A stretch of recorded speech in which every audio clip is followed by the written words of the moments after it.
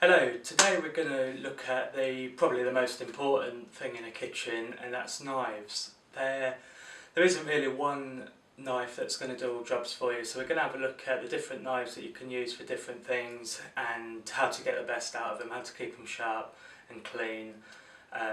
If you look after your knives, they'll last forever. So I want to show you some of the knives that I use all the time, some that I've got that I perhaps don't use so often.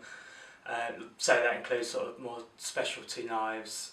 So I'll just go through everything. I'm going to show you a few options, how to sharpen them, how to store them, and just generally take care of them. Like I said, they will last a lifetime really if you look after them well, and you don't need to spend a fortune on knives to get the best results. So let me show you what I use, how I use it, and how I keep it sharp. Okay, so just behind me is the knife rack that I keep my knives on. I don't know if you'll see that on the camera. I'll put up a photo of them now. These are sort of the knives that I use most often. So I'll start with probably definitely my most used knife, which is this. These are a cook's knife, and I think it's 10-inch blade. It's quite a large one. You can get them from around 6-inch right up to maybe 14-inch. These knives are just really good to use. They feel really comfortable in the hand, and because of the shape of them, it's very easy to cut with a rocking motion. So why you can use these for the rocking motion instead of some other knives is because the blade is lower than the handle, so as you're holding it, you can use the whole of the blade. So it just makes it a really versatile knife. So this is, if you're just going to have one knife, this would be the one to get. Like I said though, it's not as easy as that really. So sometimes it can be too big, it can be too rigid, and the blade can be too wide for some purposes. But I think generally, if I'm cutting veg, if I'm cutting meat, raw meat, if I wanted to cut a chicken, something like that, I would use this. So yeah, generally this is my go-to knife for a lot of things. The next one, so this is a similar knife. This is a carving knife, and this is so it's quite similar to the cook's knife. It's got a nice long blade, but as you can see, it doesn't go below the handle as much as the cook's knife, which means you can't really rock it because your fingers will be in the way. This knife is good for cooked meats. I also use this sometimes for sort of veg work, prep work. It's very sharp, and it's very you can be very precise because of the size of it. It's just a nice knife to use, easy to hold, easy to use. And like I say, if you're just trying to do something a little bit more precise, maybe lemon zests and things like that, if you wanted to cut patterns or cut different shapes of things, this can be more precise than using the larger knife. So that's what I use that for.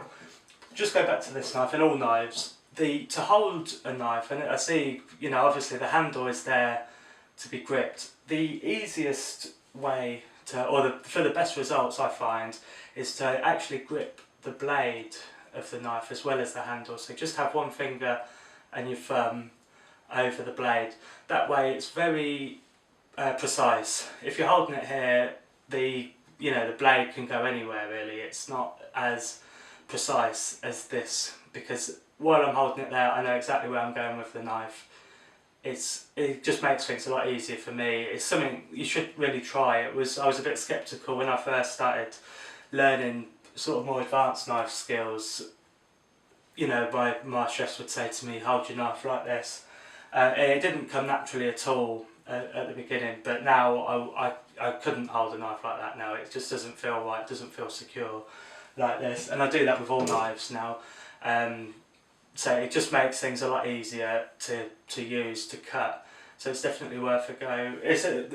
With all knife skills, it's all about just practice. The speed does come, the precision does come. It's just about practice. I remember when I was a commie working, and really any sort of time where chef thought that it was appropriate, he would get a sack of potatoes or a sack of onions and just have me cut different cuts. So there's different size cuts, different names for those. I'll go through those in another video, I think. So I'm actually working on a glossary to put up onto the site, so we can, if any words come up in recipes that you're not sure on, they'll all be there in one place. But so some of the different cuts, there's brunoise, which is the smallest cut, macédoine's a bit larger, julienne's a matchstick cut. There's several others. But so these are all cuts that you practice over and over again as a commis chef, and it just gets ingrained in you. So whenever you cut, you know, after hours and hours of practice, whenever you cut, it never leaves you. It doesn't matter how quick or rough you're being. It just, you know, that's how it comes out, which is, it's a good thing, and it's a good thing to practice your cutting. So next up here is the serrated knife. Pretty much only use this for bread. I know some people use it maybe tomatoes or meat even, but for me the serrated edge, it just tears the food. So if you're cutting meat, it just tears the meat apart. It doesn't give you as good a result as this will, or this even. So really I only use this for bread. But again, it's one of those ones you do need one in your kit, and if your knives aren't up to scratch, you can use it for things like tomatoes or fruits or meats, cooked meats. But like I say, you're not going to get the best results with this for that. Those other knives are the ones for that. At the same time, you can use this knife. I use this knife or this knife for bread as well, as long as it's fairly firm. I mean, if it was sort of a loaf of bread, you wouldn't be able to do it. But if you wanted to cut maybe a ciabatta, focaccia, baguette, these are fine. These will get through it, no problem. And less mess as well, because these serrated knives take all the crumbs everywhere. So there's that. This one, smallest one, is a paring knife. This is again, these are so cheap as well. You don't really need to be explained. But paring knife, sometimes called office in the kitchens. We used to call them the office. These are just really good. Again, more precision work, smaller work. If you wanted to just cut, maybe peeling as well. So just smaller works like that. Anything that more small jobs. I wouldn't. If I was to cut, for example, if I was going to cut one potato and this was on the side, I'd quite happily use it. If I had to do any more than that, I would definitely get a bigger knife, more suited to the task. So this is just, it's a bit of an all-rounder, but just for small jobs.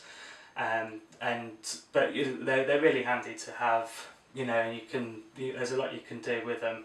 Again, look after it, keep it sharp, and that is it's the trick with all these knives, really. Also, so I'll go through, this is a steel, I'll go through sharpening just after this. And these are just a couple of accessories, so I won't really...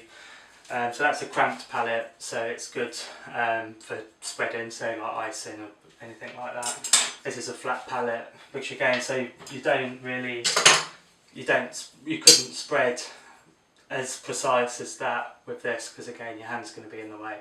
So it's just good tools to have, and just a meat fork. You can use this obviously to hold your meat when you're carving. You can also, I use it for turning things, and if you need to pierce some veg or potatoes, for example, it's handy because they're very sharp again. So these are all on this rack, this magnet, which I use to store all of the knives that I use regularly. Now, to store knives, you really don't want to be putting them in a drawer rattling around. The blades are going to get damaged. So you don't really. Ideally, I find the best method. If you've got a knife block, that'll be fine as well. But again, when you put them into the block, you're going to always be rubbing the blade of the knife. So for me, this is the best method. I'll show you where I've got my other knives. I've got them in a knife case. So that's...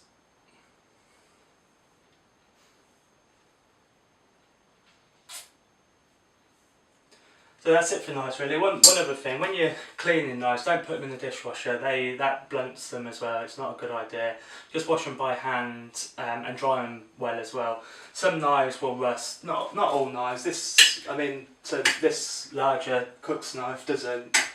This one does. It's just the material. You can see there's a bit there actually, but it's just the material that it's made from. Another knife that I've got in my bag is a global knife. It's like they're Japanese knives, and it's just to do with what the material they're made from. So if you leave them wet up there, then they'll rust.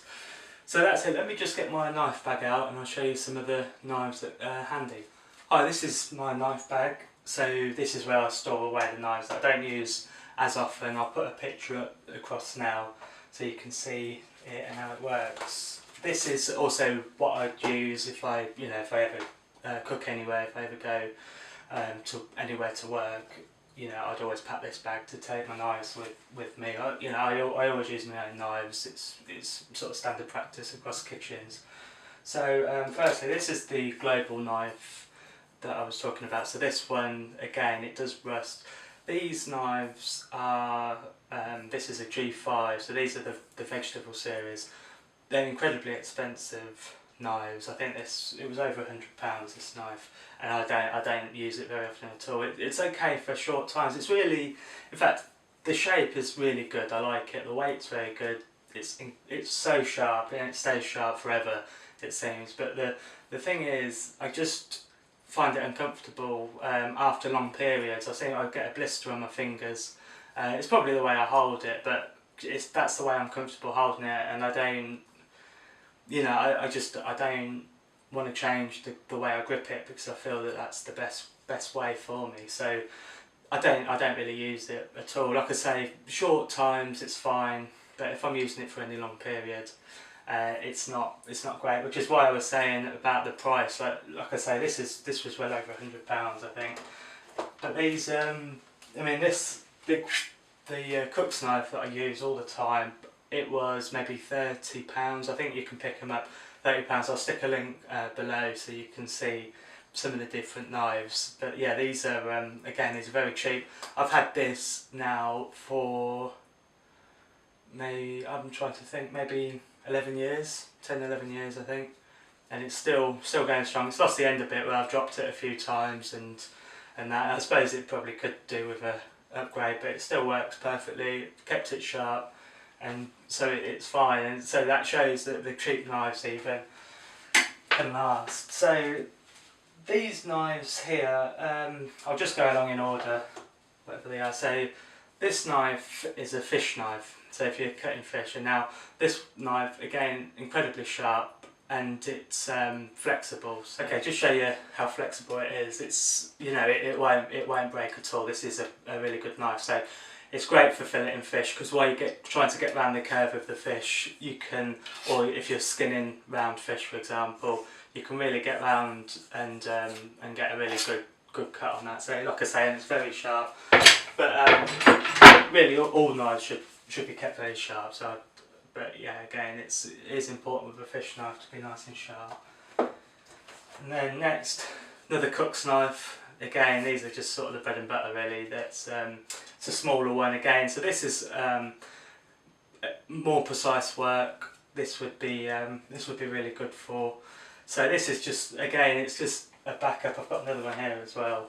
So these are just knives that I've sort of accumulated over the time, and I use. They're just handy to have, I think, and they're different sizes. If you've got, if there's a few people cooking, we can dish the knives out. These, again, fairly cheap.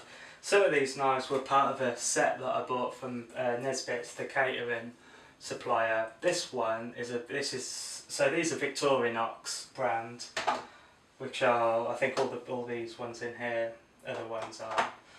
This one's Sabatier. This was, again, I want to say about £10, and it was in like a discount shop. This is a really nice knife actually. I don't know why it's in there actually. I would probably use that more if it was out, so perhaps I'll leave that out. But yeah, like I say, it's a good knife. I like the longer blade. I seem to be able to work more quickly with it. So and because that one's a bit heavier as well, it's got a bit more purpose. Next, this is a boning knife. So this is for meat, and so this is not flexible. It's very rigid, in fact. And this knife, so it's used for all type of boning, any meat really. Again, very sharp. It's more sort of like a dagger. You can use this in a number of ways. A lot of the time when you're boning, you would hold the knife sort of like this, so you've got your carcass and you can really get into the bones. Again, a little bit more precision, and then you can cut just normally as you would. So again, really handy knife to have if you ever cut in meat. If you buy meat on the bone, for example, rather than having your butcher take the bone out for you and use it himself, you can buy it, take the bone out, then you've got the basis for your gravy there as well for your meal. So yeah, another really good knife to have. And lastly, that's another serrated knife. This one is a little bit different in that the serrated part isn't as sort of fierce, I suppose. It's not as pronounced as this other one. So this knife would be a better knife. The only reason I leave this in my bag is because I just like to keep it. I very rarely use the serrated knife anyway, so I just think I might as well just keep this away, so then if I'm going out I know it's already packed and ready to go. So that would be my knife of choice. And in here I thought this is a fish slice. These are really handy as well. They're again, it's cranked, so you can turn a lot of the fish knives or any sort of spatulas you get flat, which is awkward, especially with fish because it's quite delicate. You need to really be able to get underneath it. So these are really handy. So I always make sure I've got that handy. I've got a steer and a pastry brush in there as well.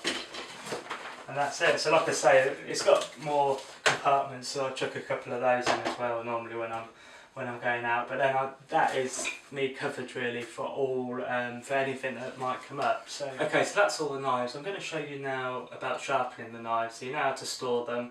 I will now show you how to keep them nice and sharp, and then with the two combined, like I say, the knives are going to last you for a long time. So let's have a look at that. Okay, I've got three ways of sharpening your knives here. I'm sure there's more.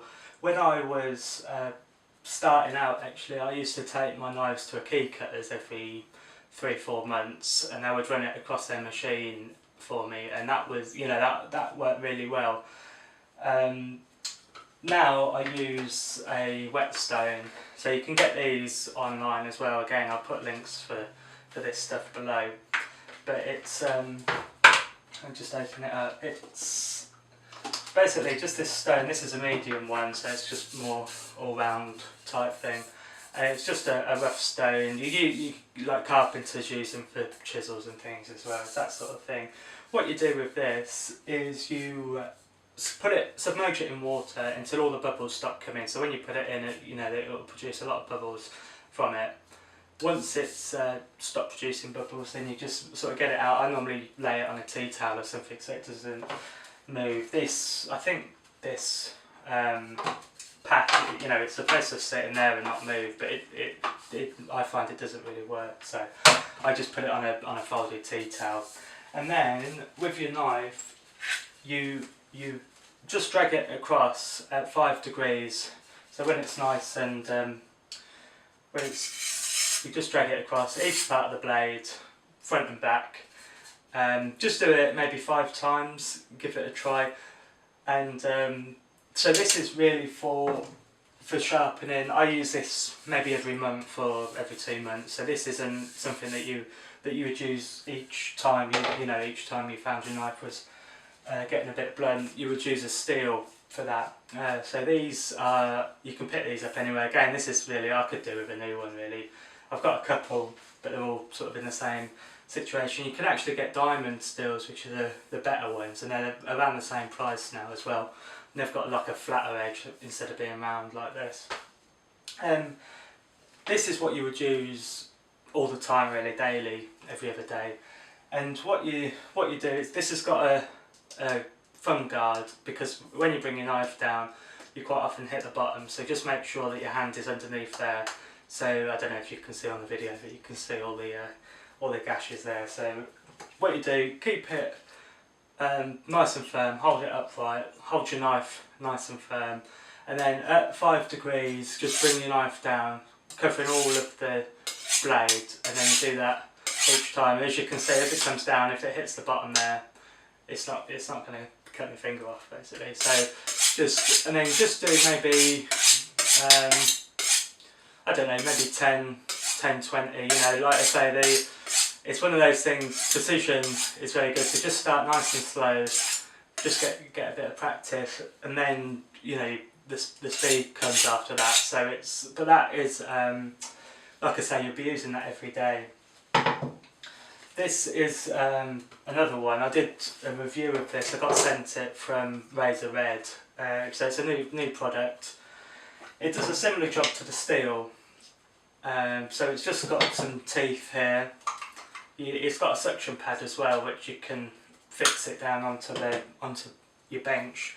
Now this took me a while to get stuck down. It takes a couple of goes, and on my kitchen counter it didn't really work, but on my table I got it to stick okay, so I was using it through there. All you do with this really is just drag the knife through the teeth there. This can be used for scissors as well, apparently, as can the steel, incidentally, but it can be used for scissors and other blades. So I've tried it, it does work. There's no, like I said, I've only had it a couple of weeks. I've used it a couple of times maybe. I do find myself just picking this up all the time, just because it's on my rack, and so as I pick my knife up, I pick this up. But you know, it's quite handy. It's in the drawer, and I should start using it more actually, just to see if it's going to last. So, but I'll report back on that. These are, I think they were £10 on Amazon, and again, I'll give you a link to have a look. I would recommend it if you struggle for space, and also, you know, it might be a bit intimidating using a steel. I don't know if you know, you might be a bit wary about the blade, so this would be a good alternative, because I think this will probably be a bit safer in fact, and easier to use. There's no working on your angles at all. It's just, you know, you just drag your knife through it. Again, you probably drag it through maybe 4 or 5 times, and then that'll be it. So then you use it for your cooking, and then maybe the next day, next couple of days, just do it again. So these are things that you just use just to keep on top of it. Then every couple of months you would get the stone and really work on them. Okay, thanks for watching this far. It's probably been a bit long, but I just wanted to go through all the different knives that are sort of generally used. These are all the basic knives. There are, I mean, there's hundreds on the market, but these are the ones I would recommend people to get, especially the ones on the rack there, because they're the ones that you will use day in, day out if you're serious about cooking. And also the sharpening tools to keep them nice and sharp, and then again the storage of them. So thanks for watching. If you've got any questions at all, you can leave a comment below. You can also check any of the links below. I'll put the links to some of the stuff that I use and recommend as well. So use those, and that helps out the show as well. So so thanks if you do. So that's it. Until next time.